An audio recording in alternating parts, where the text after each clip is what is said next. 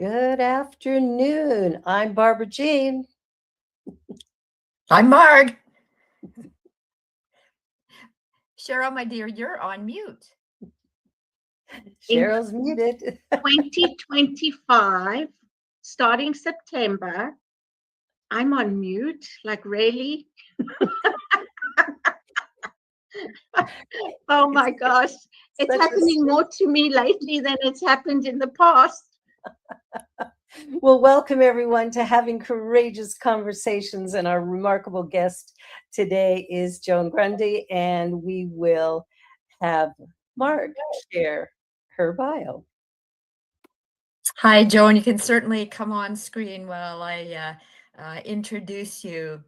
So Joan is a retired Catholic school vice principal who continues to do talks and workshops in the areas of spirituality, wellness, and support for the 2SL LGBTQ plus youth. She identifies as a gay woman and has worked with gay and transgendered youth for many years in her roles as a high school teacher, chaplain, guidance counselor, and administrator. Joan is the author of an awesome book that I've read, and it's called A Deepening Life, which details her journey to live consciously and help others to do the same.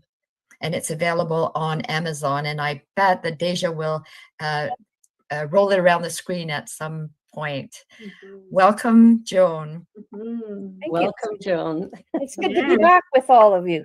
Thank you for saying yes. Thank you for accepting the invitation. Oh, quite honored to be asked back. Thank you so much. You're welcome.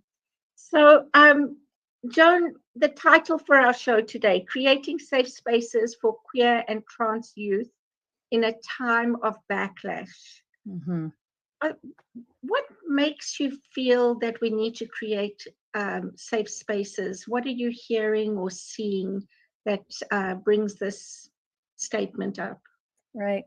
I think like a lot of us in the North, seeing what's going on in the States right now and how it is, seeping into across the borders is very concerning to me.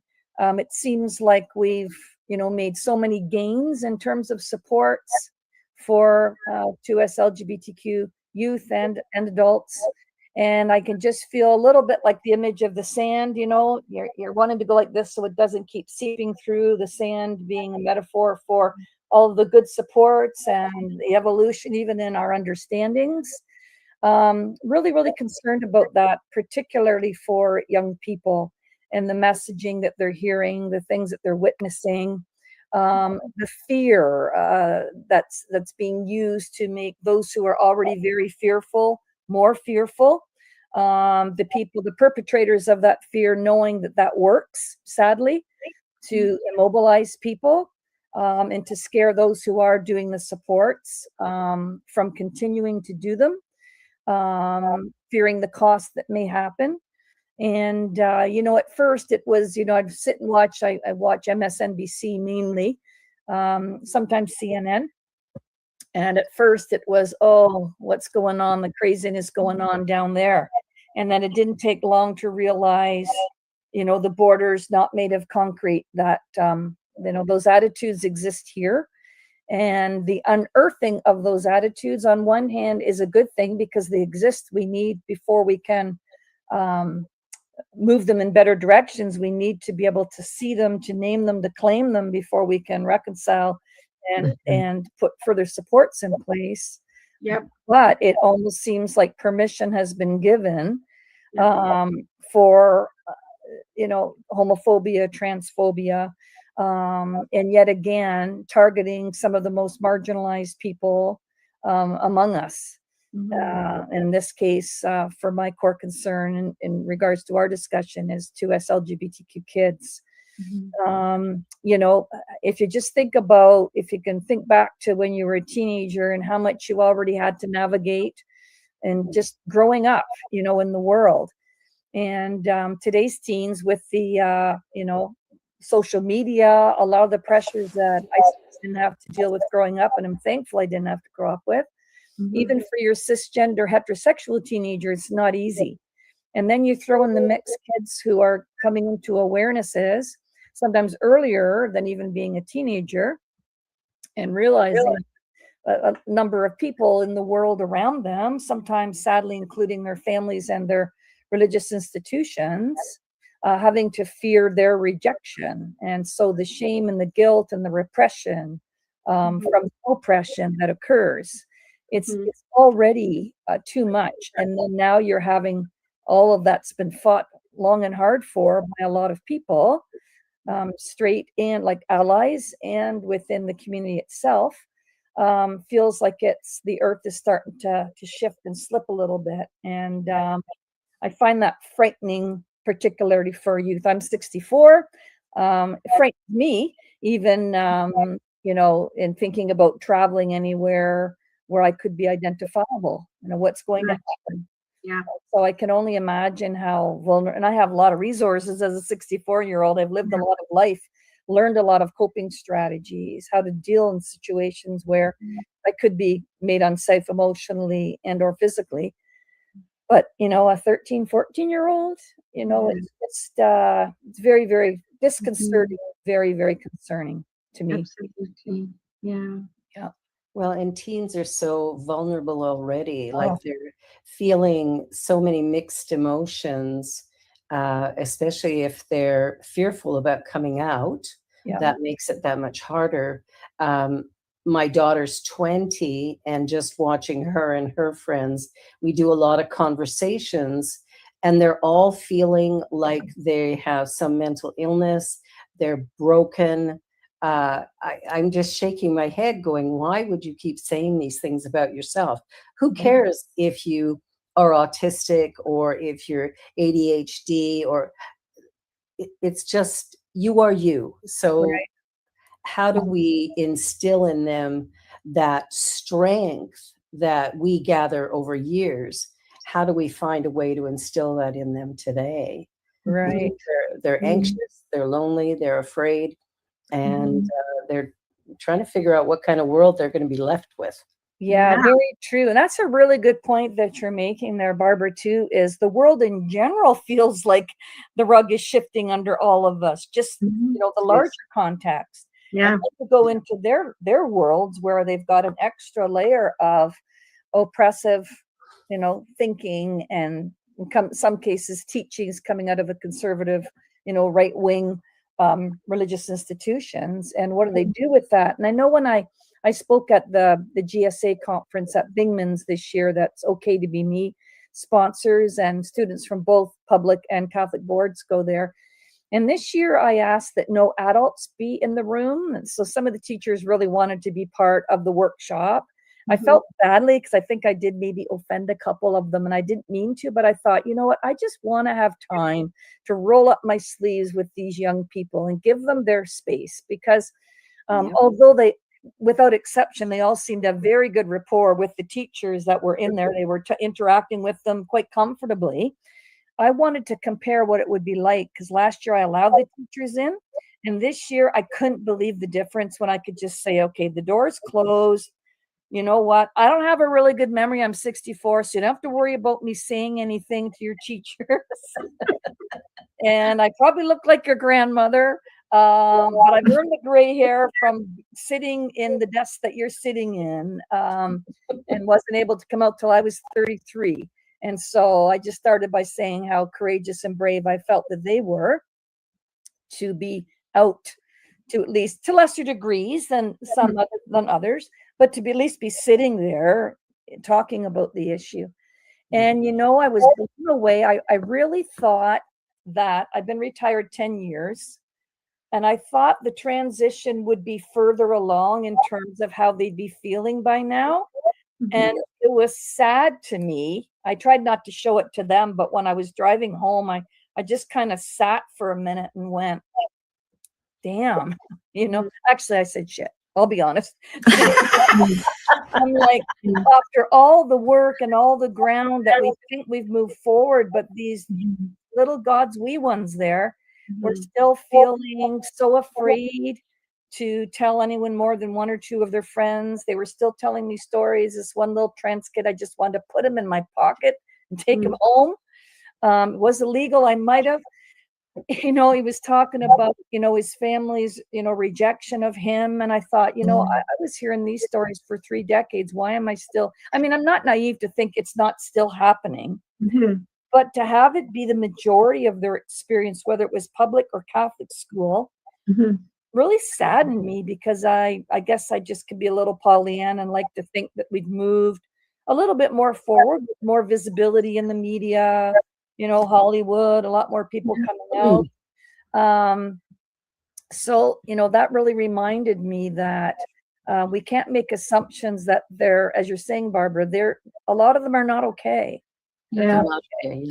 Yeah. So I tried to remind them of the fact that they were there, showed me that they had resilience and strength, and the fact that they're living and growing in a world where a number of people still are not getting them, don't understand them, let alone accept them and celebrate them. But the fact that they were there showed me that there is an inner strength they have that a lot of their peers do not have, and that moving forward, that is going to serve them well in the world, having that inner strength, that inner fortitude. And so that seemed to buoy them up a little bit. So that's a little bit in answer to your question, Barb, in terms of how do we kind of help them, just to point out that oftentimes, I know I did, even coming out at 33, I looked so much on the outside for validation on the inside. And that gets dangerous because it's not always there. So I was trying to work with them to say, look, I'm not saying it's going to be easy, but you draw on and you feel proud of the fact that you probably have a lot more inner strength than a lot of people do at my age who haven't gone through the journey. You have been, in some ways, sadly, in some ways, forced to become more adult, more deepened, more mature in order to survive. So just trying to, they're kind of looking, like this, kind of like their little heads getting a little bigger, which was good, and trying to grow their hearts a little bit so that they know, and I also talked about drawing on the people who are in their court, because I said to them, I'm fiercely independent to my own demise at times. Don't be a Tony. Don't do that, because I'm unlearning that in my 60s. Don't do that. We need each other. There's nothing the matter with acknowledging we need each other. That's not weakness. Right. It's strength. And given what you're being asked to navigate in the world, you in particular need to draw on that, and that there is in fact strength in numbers, and little things can make a difference. And then I said, the Dalai Lama said, if you don't think doing little things can make a difference, you've never been in the room with a mosquito before. Yes, exactly. Boy, is that the truth. Joni, you actually did a segue into a question that I had. Actually, I have 2 questions. Of course I do. But as a spiritual community, like I can speak to Unity Kitchener, and I know Barbara has a spiritual community too. What can we do to help support? You're saying to these youth, don't go it alone. So as a spiritual community, how can we support? How can we educate ourselves? And the other question I have is about labels. So let's do the spiritual community first. Okay. Well, I'm looking at your face right now, and in the background is that beautiful pride flag, inclusive pride flag. And right away, when the screen came up earlier, when we were making sure we were good to go to say hi to these fine folks here, I see that flag come up. And as a gay woman, there is a sense of, I knew this was a safe space to begin with, but it's nice to see that, so just even signs, symbols in your gathering spaces can mean, a lot. And I think I maybe told the story, and I'm sorry if I'm repeating it from the last time that we talked, but I remember when I was a guidance counselor, and I literally had, honestly, it wasn't any bigger than that, a little rainbow flag, because we weren't allowed at the time in the Catholic school system to put much up, but I was being the little rebel that I was. And I had that just literally on sticker on my desk. And this mom came in, and I could see her keep looking down at it. And she was having struggles with her son, a lot of rebellion at home. Same was happening at school, which is why she was there. He was skipping a lot. His grades were plummeting. And she started to cry. And I, came around on my desk. I just kind of made gentle contact with her. And she pointed to the sticker. And I said, something about the sticker has touched a chord in you. And I know right now you're too emotional to talk. Can I put some things out for you to just nod if it's that? I said, does it have to do with something to do with, maybe being lesbian or gay? The nod. And then she was able to talk. And she says, we're pretty sure that our son is gay, but he's not come out to us. But we've wondered before. We're really worried. We don't know how to talk to him about this. So I thought, here is that little sticker, made her feel safe enough to even broach the issue with me. And I like using that example because even little things make a difference. So first of all, the visibility that you're a safe community and it's a safe space for them to be. The fact that even having spaces for them to gather because they can feel so alienated. Now with social media, a lot, it makes it better for some kids to be able to connect. Not always good sometimes. Older people preying on younger kids, like you have in the heterosexual community, can happen in chat rooms, etc. But one of the positives is you do have gay kids who are maybe living out in the country, not living in bigger cities where they can maybe more readily connect with other queer kids. So just having places where they can gather, because some of those kids don't have other people that they are connecting with, where they can have the feeling of, I'm not alone in this. Yeah. Other people are there for me. Having people within the community. I know in the Catholic school system, I still do some talks within the Waterloo Catholic Board, and I'm very grateful that they still welcome me to do those things 10 years out. But I keep saying the real need to have visibly out staff in those schools, because the reduction of suicidal ideation and completed suicides is nearing, I think it's something like 55 to 60% lower in schools where they have openly gay teachers. The kids knew about me. They just knew I couldn't be open about it until, the end, when it was like, you know what, I have a month to retire. What are they going to do? Fire me? That's a huge percentage. That's huge. Yeah. It shows it makes a big difference. Yeah. And when I go back in, I'm not anymore. I let my teaching certificate go this year. So I don't go back in as a VP or a principal anymore. But when I did, I said to the board, I'll go back in, but I'm not going back into a closet. I'm going in, not that I'm going to go on the announcements. It's you're a lesbian, principal in as a substitute, come in and say hello to the queer VP or principal. But I just said, I'm not going to go in the closet. And they said, we don't expect you to. So, but it was interesting when I would go in the building, it was like teachers, okay, Joni's coming in next week for a few weeks to cover. They would line up all their little queer kids to introduce me to them.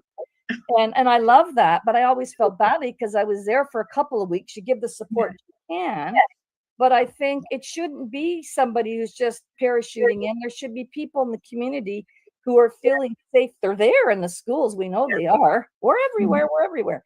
But to be able to come forward and just be who they are, that they have some healthy role models, because so often they don't have adults that they can see have, met with financial success, have met with emotional success, have met with, we're having fun in life, we're joyful, who are not sitting on the end of their bed, depressed every day. Like sometimes I worry about, when I talk about the need for us to support kids and how it's difficult for them, I also want to talk about the resilience of these kids and what wonderful kids they are. A lot of times they're the most empathetic people you're going to meet, because an interesting perspective comes when you are living on the margins of a popular culture. You see outside in, whereas others see inside out, and sometimes, and most of the time, you see very different things outside in. And so they're wounded healers, a lot of them. And a lot of them, if you're doing social justice activities in the schools, they're all over, because they know what it's like to be excluded. And so I think we really have to honor back to your question, I'm really getting back to it here, Mark, about what can communities do. Like, welcome their voices. You don't have to know what they need all the time. Ask them. Bring some of them in, invite them forward. What do you need from us? What do you need from us? Because each group will probably have a different answer. I often in the board felt like kind of the poster child for queerness or something, because I was quite vocal to most of the community about who I was, probably a year or two after I came out. I was like, well, and I would tell this person and tell that person. And then soon I'd get these calls from people who were queer staff saying, especially young ones, I'm applying to school boards to think I should apply to the Catholic board. Am I going to get fired if they find out who I am? I want to marry. I want to have a family, and those kinds of discussions, But I was always conscious to say, I am one gay woman voice. This is my perspective. Even here today with you, these are simply my perspectives from my lived experience. And so that's what's important, I think, to invite their voices forward. Some of them might listen to what I'm saying here and saying, yeah, no, that's not what I need at all. I need this. And people get nervous because, and I call it like the queer alphabet soup, 2S, LGBTQ, EIO, like, so I feel for heterosexual cis, people that don't know what they mean, because I'm like, okay, are we adding a new letter this month? I don't mean that to demean that everybody has a space and should, but maybe we just need to say queer and gender something. Yeah. To tidy it up, right? Yeah. But even my understanding of asexuality or pansexual, or I have to learn transsexual. I happen to have a cousin who's trans. I've learned tons from him. I've learned tons from trans kids. But all along, you don't have to understand everything. All you have to understand is that people deserve to be treated with dignity and respect. And what they really need from you is a calm, caring ear, and to love them. I talk to a lot of people who say, Joni, I'm just afraid I'm going to say the wrong thing. I said, please don't be afraid of that. Most people don't expect you to be perfect, just want to learn. And education, Marg, would be another point I would make, really important, because I'm finding, again, going back to the misinformation that gets tossed from the border to us, and we've had it in as well, of, like trans kids, well, they're transitioning kids when they're 6. They're putting on hormones when they're 4. And no, they're not. That stuff drives me insane when I hear crap on MSNBC from some of the Republican peoples in leadership. Like, what are they doing to our children? It's a lengthy process. Psychologists are involved alongside the surgeons. I'm speaking from a Canadian context, but I think I could probably assume it would be fairly similar in the States, if not more lengthy, given we tend to be a little bit more progressive. Just the misinformation. So education, I think, is important for your community. Before you welcome those kids in, make sure that if you're flying that lovely flag and behind you in your gathering space, that it really is a safe space. Because people have critiqued me when I've spoken to some Catholic boards that aren't flying the flag yet, and they're hoping I'm going to come in and exercise some power to get their higher ups to fly the flag finally. And my first comment is, the flag should be a symbol of what already exists in your community. Do not fly it. If it's not actually a safe school or a safe spiritual community that's gathering, don't fly that flag, because it's a trap. It's a person, right? Symbols are as strong as what they represent. And if they're not really representing what it's showing that it represents, that is more dangerous to me than not flying it at all. That's how I feel. Now, I've had queer colleagues critique me on that and say, you know what, Joan, fake it till you make it. I said, I don't believe that. You've got to have your community. Again, you're always going to have outliers, but a critical mass of your community that's on board, so that when you do have those meetings at Unity where you say, we want to invite your youth into our safe space, that you assure it is going to be safe space for them. Really important. That's very important. Well, we're at the halfway mark, so it's time for us to take a little. I talk a lot. Always, But always, you have good things. You have a lot to say that is very thought-provoking. it So really really appreciate it. Thank you, Joan. Okay. Yeah, no, it's great. It's great. So, everybody, you're watching Having Courageous Conversations right here on the New Thought Media Network. And we're going to be back in just a minute. So, don't go away. And be sure to like, share, and subscribe as well. We'll be right back. The affiliated New Thought Network is pleased to present Deep Within, Mining Our Hidden Treasures, a hybrid spiritual retreat, October 6th through the 10th at Unity Village in Lee's Summit, Missouri, featuring our opening keynote address from Reverend Michelle Ezigwu. Our Tuesday evening Raise the Roof experience with Reverend Dr. Martha Creek, special musical artist Ricky Byers.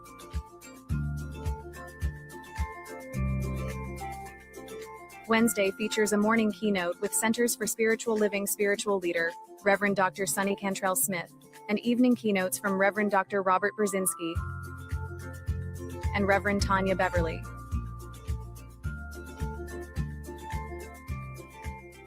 Reverend Dr. Janine Burns rounds out our keynote speakers on Thursday morning. Visit www.antn.org for more details. Virtual and in-person registration is now available. We would love to see you there.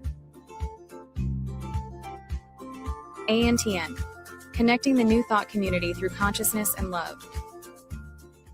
New Thought Media Network proudly presents It's All Love, Wednesdays at 4 p.m. Mountain Time, 6 p.m. Eastern, with Laura Mott as the presence of love, Maria Hartman, knowing truth, Wendy Wilson as the quality of presence, and Lara Brzezinski as the essence of joy. It's All Love, a space where we open into the heart, tap into the soul's deep wisdom, and enter into the energy of love, truth, presence, and joy. It's All Love, Wednesdays at 4 p.m. Mountain Time, 6 p.m. Eastern.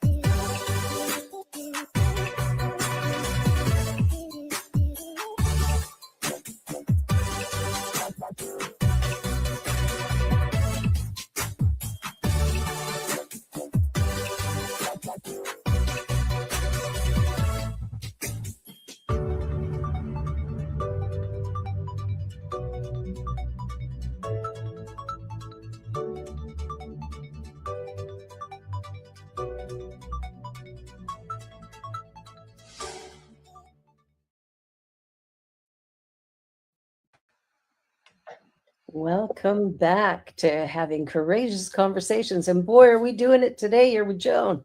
Yeah, Talking we're about jumping the in. 2S LGBTQ plus community and how to navigate as a youth. Youth today have, youth have always had challenges given, the hormones, expectations of parents, the expectations of community as well, siblings. Everybody sort of has a idea of who you should be. Wouldn't it be cool if some parents said, "Hey, who are you? Let me find you in there." Mhm. And you do have parents who are, they're just really lovely, with their kids. And the other parents that struggle, they're lovely in their own ways too. I mean, a lot of times they're only working out of what they've been taught and raised with. And I know when I give workshops, I always start by saying, I don't judge you in here. I take you where you're at. I'm just really pleased that you're here. And I just hope maybe, you're willing to stretch yourself forward, even like that much. Is very worthwhile, and I share the fact that in my early 20s, I was incredibly homophobic. Now I look back, it was internalized homophobia, my way of trying to, keep the closet door closed, not dealing with who I was. But I think that the kind of look, really, and it doesn't make you a bad person. But we, it's detrimental to stay there for a group of people in our world, and particularly if it's your child. And there's a woman who, I would say it's like a friend, but like a familiar person who I've had some conversations with, and she has a trans daughter, and she says, I would rather have a happy trans daughter than a suicidal son. An unhappy suicidal son. And she used a really neat imagery. She said, you get these parenting books, and she said, and you kind of write your own book in your own mind when you meet your child about what their life might be like. And she said, and I needed to close that book, set it aside. And I said to my child, hopefully I can be part of you writing your own book. And I thought that was a really nice image. Yeah, That's beautiful. That's beautiful. But the And security, sorry, Mark had another question just before we went to break, and I was just wondering if she wants to ask it now. It was more, it's a question and a statement. It's about labels. And I've had this conversation in a few arenas as of late. And I think there's a benefit and a disadvantage to a label. So for instance, I'm married to a woman, and I don't identify as a lesbian.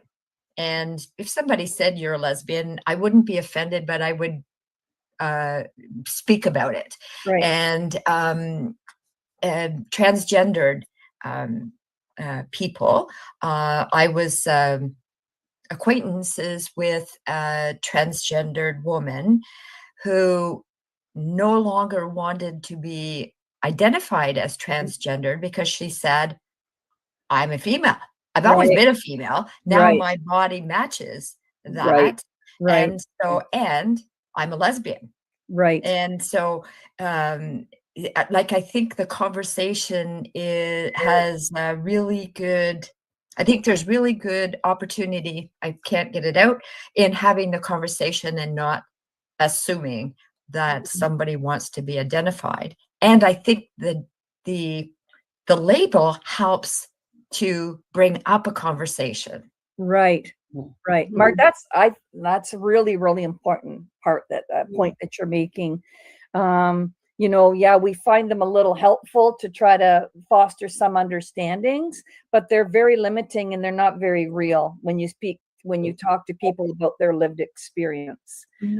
Even like something as simple for me is, I don't like the word lesbian. My mom would say, oh yeah, I know you're a lesbian. I think, I like being gay. It just sounds more happy. But so I would never use the term lesbian to describe myself ever. So that's why it's important. So I was saying earlier, we don't have to understand all the letters and the nuances of the letters. Just ask somebody who they are, how they would like to be referred to. And, I think we put people in these little boxes because it makes us feel a little bit maybe more secure. I don't know. Some people, they get all wound up when they show gender fluidity, and they're just like, oh, I can't handle it. I'm just getting my head around the whole gay thing and this trans thing. And now you're throwing this, pansexual stuff at me and gender fluid stuff at me, and I'm famous in my family, there's a little one born. I'm out at the mall when my mom was alive. And my little niece, who, presenting gender was female at birth, biological female, and somebody in Sears, that's how long this is going back, when they were still open in Brantford, said, oh, is that a little girl or a little boy? And I said, well, her presenting gender is female. My mother goes, she's a girl. I mean, you kind of know me a little bit by now. I have a little bratty side to me. And that was the bratty side coming out, because I knew, of course, she was going to do that freak, but I thought I was going to have my little teachable moments with her. Yeah. But yeah, why do we need any labels? Why do we, if we're secure in who we are, how you identify should not bother me whatsoever. And that's why I would believe having panels when I was in the schools. Meet people. I forget who said, somebody said it's hard to hate up close. Like, meet people. Mhm. I really saw the transition, in an hour-long class where initially, what did your parents think about it? Was it hard to come out? Then by the end, they were saying, oh, so you mentioned about track and field. Do you still do track and field? Are you still really good at that? Do you have any siblings? Like, they moved totally away from the whole gay or the trans focus and just were talking to a person. And they go, sorry, miss, I know we're supposed to ask some of the questions we came up with about the gay thing. I'm like, no, you ask whatever you want. And secretly inside, I'm going, yes, yes, yes, yes, yes. Mhm. We're moving in a right direction. Mhm. Such an They weren't important interested thing. anymore. Just a regular, normal person who happens to be gay. It's not the totality of their identity. Yet having said that, some people will say, well, Joan, why do you need to tell us you're gay? And I say, well, because I am. Like at golf, and somebody said, well, do you have a husband? Have you been married? And I said, well, I've been in a relationship, but it wasn't with a man because I'm gay. And then the other woman said, well, why do we need to know that? I said, because you just made the assumption I had a husband, and I'll Yeah. never have a husband. No, I don't. No, I don't hate men. Your husband seemed lovely. Well, I must be honest. One of those men where I want to look and say, well, if I'm not gay before, I'm going to choose to be now. I'm kind of a controlling fellow, if you know what I mean. Anyway, I diverge, as is normal. But yeah, those labels, just let people be who they are. And that's why education is so important, because really, I think a lot of people who still present with homophobia, transphobia, it's ignorance in the true sense of the word. And there's just a lot of it out there. When I see people on the news into the microphone, and I'm like, you know what? They just haven't been informed, and they're believing these sources out there. Well, hey, if I heard that stuff and I thought it was true, I wouldn't want my kids to have books about trans people either. If they really are, Yeah. perverse and, changing people to go insane. I mean, the stuff you hear, it's just like, oh my Crazy. goodness. Yeah. And how would it feel as a trans person hearing Oh. all that stuff? Mhm. Like talk Yeah. about pound, pound, pound, pound, pound, pound, yeah, why labels at all? I agree, Mark. Yeah. I like to say ignorance, right? Ignorance causes fear, Yeah. and fear causes harm. Yes. Yes. So yeah, and we fear what we don't know. Yes. So true. So true. So And I know there's a lot of teachers who wanted to do more work to support all kids, whether there's, diversity with race. They just, didn't feel the comfort level because they didn't feel they had the competency and the confidence. yeah, So that's why I really think education can Yeah. really, really help. Really, Yeah. really help. I agree. Yeah. No matter what should be- community. I think identity should be part of the curriculum, and not just about gay, queer, transgender, but just about identity, and everybody's identity is okay because that's who they are. Right. Right. So really accepting and respecting people for who they are, Yes. and learning to recognize that, and not just be, like you said, assume a certain way of being, Right. because that might be the majority or whatever. And that identity can change throughout life too. Exactly. Yes. Exactly. And what bothers me a lot is putting, God as your ammo too. Using God and using sacred scriptures, Christian or otherwise, to thump people. Yeah. And, the shame and the guilt and, the conservative, like it's just, it's really, really scary to me to hear. And you know what, when I was involved just recently with the Waterloo Catholic, when they had a core group of trustees who are very, very ultra conservative Catholic, I would argue not really truly Catholic in the sense of what, sound Catholicism even is today. So I was involved with, showing up for the board meeting, standing in the lines in the rain and all of that. And one of your questions you sent to me was about hope. And that's what gave me tremendous hope. I mean, in the day when I was there, maybe there might have been 10 people brave coming out, because knowing that, the TVs would be there and I'm going to be seen, they're going to think I'm gay because I'm here supporting, the flag, blah, blah, blah. I mean, around the block, there was staff. Staff from custodial to EAs to principals to retired folk to Father Toby Collins. I definitely want to give a shout out to that man. He's the pastor of St. Mary's, handing out donuts to the crowd. And then he was a delegate the last night. And he got up and advocated for that flag to keep flying. And it was that whole experience. I don't know whether I had a bit of, to be honest, post-traumatic stress, but going through that for a month and a half with that community and standing in those lines and hearing what some of those trustees were calling us faithless, the world's lost God, and clearly you have too. And I thought, ouch, excuse me, you don't know me. And these kids, and I was looking over and seeing those kids hearing that, and one leaving in tears with the mom, thankfully, the mom there with her, with arm around the shoulder, walking out. And it was so hard for me because they said, if anyone speaks out or makes noise or grunts or does anything, they will kick everybody out. And so that was about the only thing that kept me, I'll be honest, that kept my Irish temper under control, because it got brutal at points. And then to have Father Toby stand up in support, I had to fight sobbing, because what that would have meant for me as a Catholic teacher, to have had a priest get up with collar on at a microphone at a board meeting that was public and say what he said. And I was able, thankfully, to thank him afterwards. And he was extremely humble and said, well, I've watched people like you do those kinds of things. But I give him, that took a lot of courage. And so there's hope, but more of that needs to happen.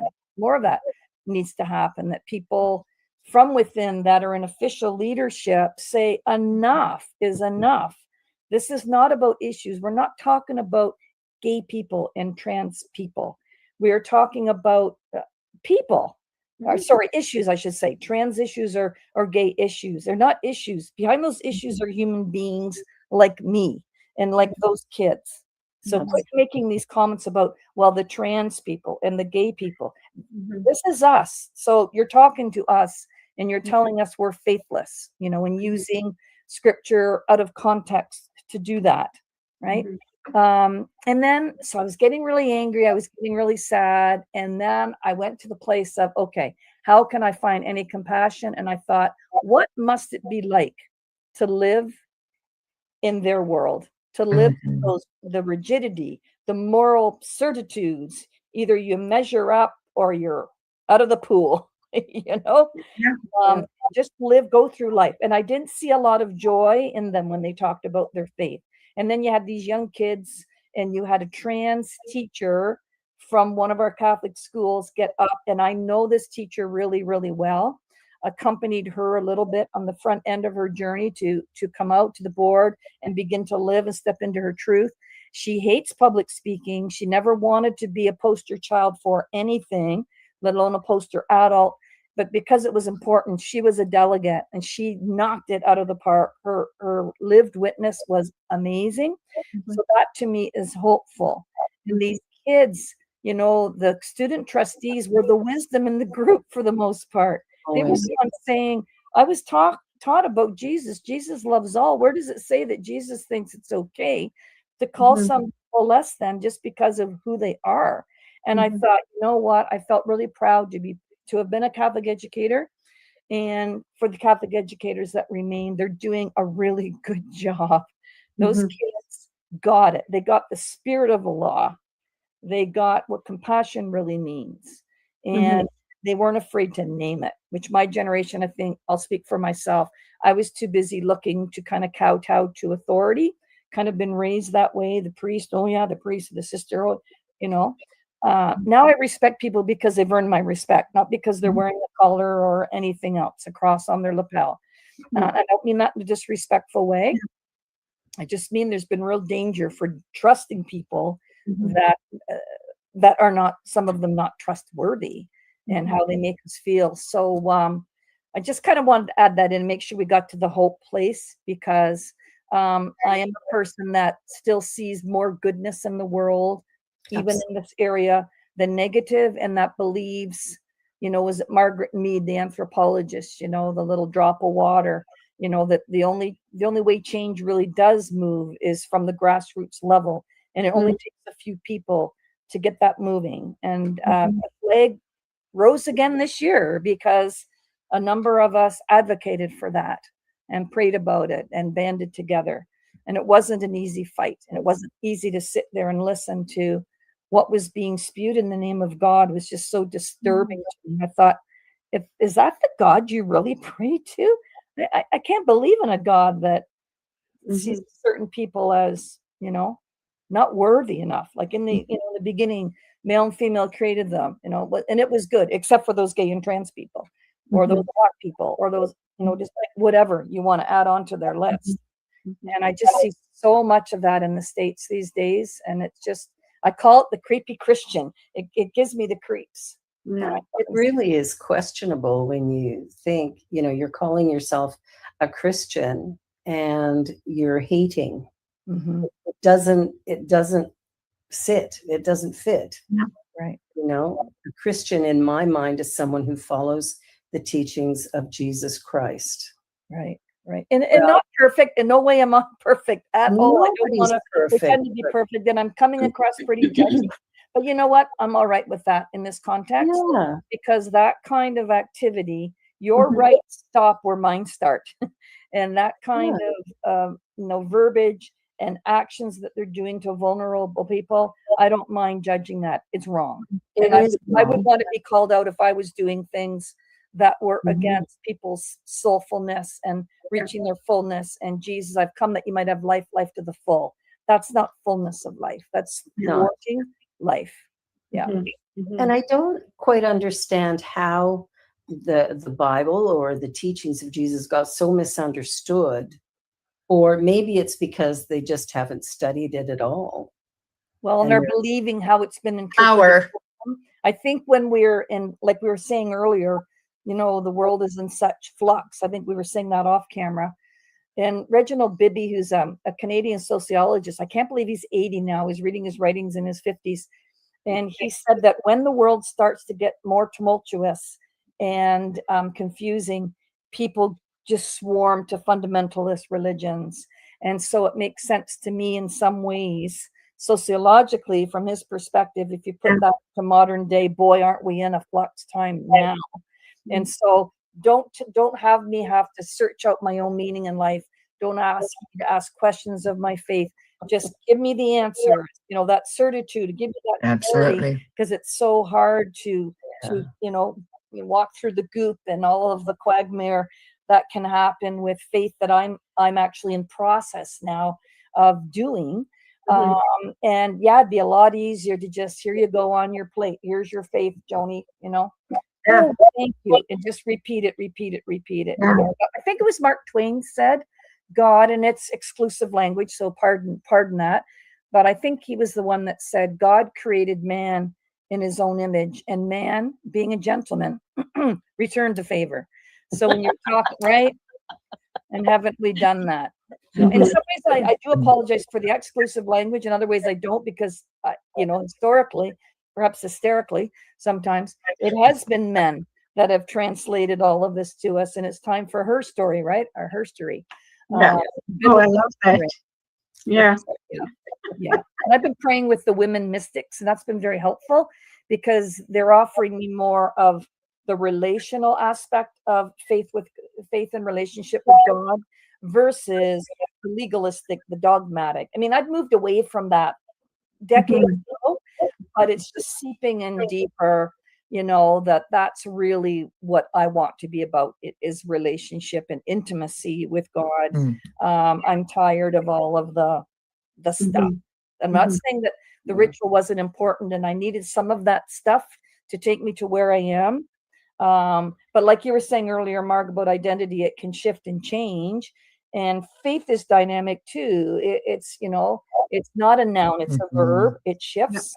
And so, searching for a relationship with God and deepening it at 64 can be a little unsettling, but I'm willing to go there because I need to go there. I'm not going to stay in an infantile understanding of faith, the Santa Claus God. I need this, I need that. When I don't get it, I take my toys and go home, presuming that Santa left you some. And so I like God on my own terms. When God jumped through my hoops, Yeah. And then now that things have happened in my life, it's like, what you talking about, God? Right? And so book 2 is coming out. Is that what I'm hearing? Book 2 is coming out. Is that what I'm hearing? You know what? Not coming out, but I'm giving some thought to from a deepening life to a searching life. I'm thinking. I love that. Yeah, and what I wanted to say, Joan, is, you mentioned at 64 you're doing this. I think a lot of us are. And I think that that's part of life in a way. We go through all these experiences, whether what we call good or bad. In hindsight, I think as we age, we can see more, give more meaning to what it is that we thought was good or bad. Right. And I think that takes us deeper into exploring who we are, where we came from, where we're going. Right. And so that's part of our belief system. Right. And I want to say evolving into that. Right. Right. Mhm. And learning things, having to look at your own shadow, look at stuff within yourself. And I talked earlier about that fierce independence, and I've had that, and I'm at a place where it's sort of like, hey, God, and I really do believe in the community of saints. I call them my circle of love, those that have gone before me, that know me, praying to them, asking their help, getting to the place of, I keep coming back to this place. I need help forward from this, and for the first time, just understanding what mercy really, really means, what grace really, really means, what falling to your knees really, really means.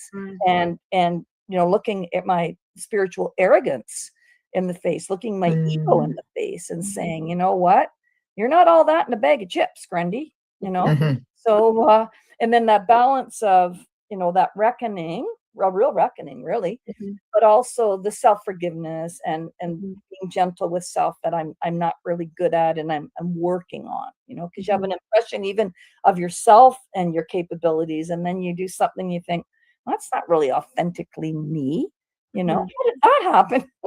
Did someone come in and inhabit my heart and my head for a month, but in saying no, and then looking at, as Jung would, it's not an either or, you're not, sinner or saint, you're both.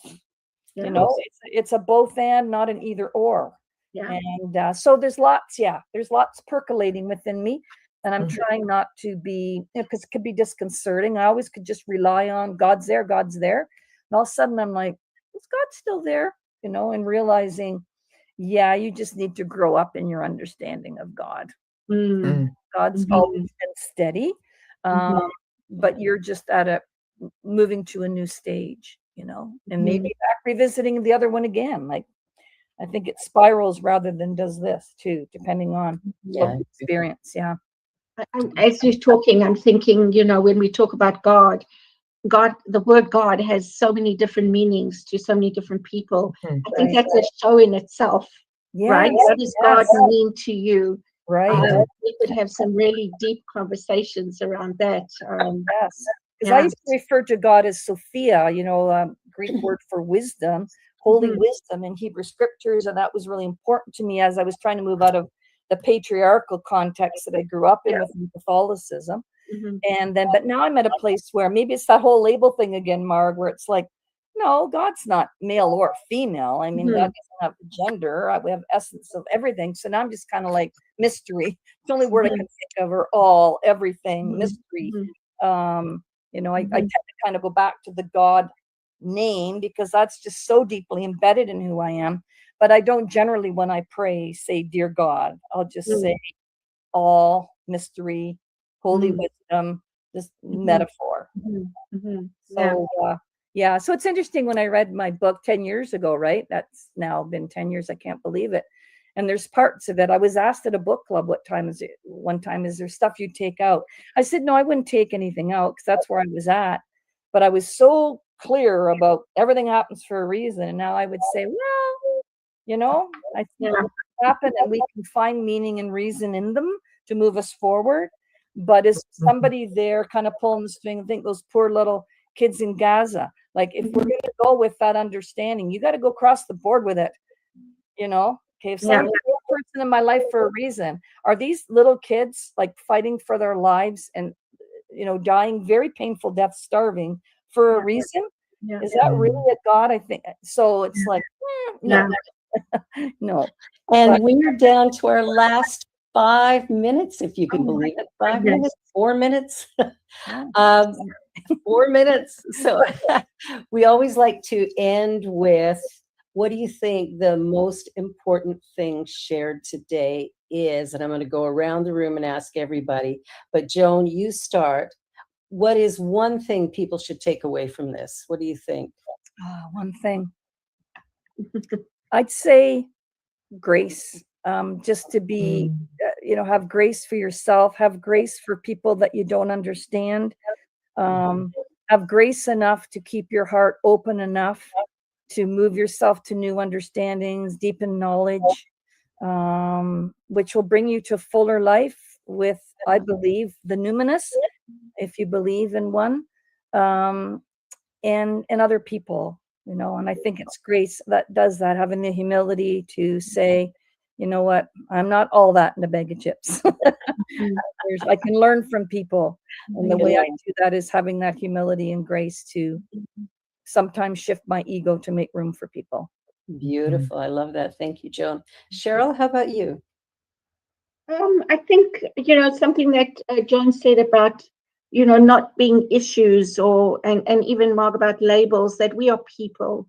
Let's just look at each other as people and love and accept each other, learn to understand each other, be more curious about each other, and rather go that route than push people away and judge them.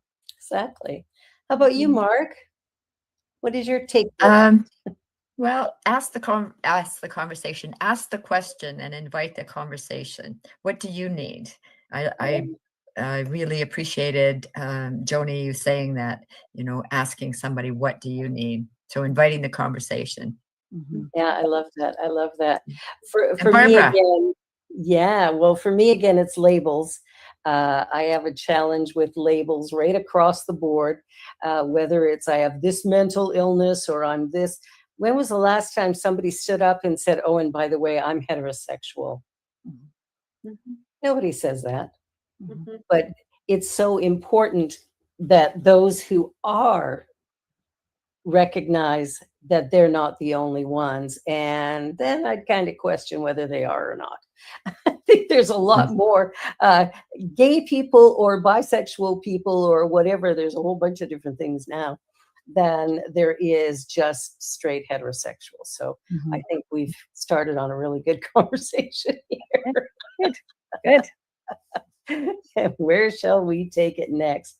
Thank you, Joan. Oh, you're welcome. And thank you again for inviting me back. It's nice to be with all of you. And I can't see the folks out there who may watch it moving forward, but God bless you all. And stay your path. Integrity is the only sane path, Yeah. It truly is. It truly is. Thank you, Mark. Thank you, Cheryl. And I am so grateful to be back here with all of you. And you've been watching Having Courageous Conversations, and we're going to continue to do this every single week here on the New Thought Media Network at 4 p.m. Eastern Time. And I invite you to come, bring your friends, and be sure to like, share, and subscribe. And by the way, ntmedia.org is a charitable organization, and you can support that organization with your donations and tithes as well. Have a wonderful, wonderful week, and we'll see you next time. Bye, everybody. Just remember, you can find us on our website. Watch the show again. Thanks, Mom. Bye, everyone. Stay on, Joni.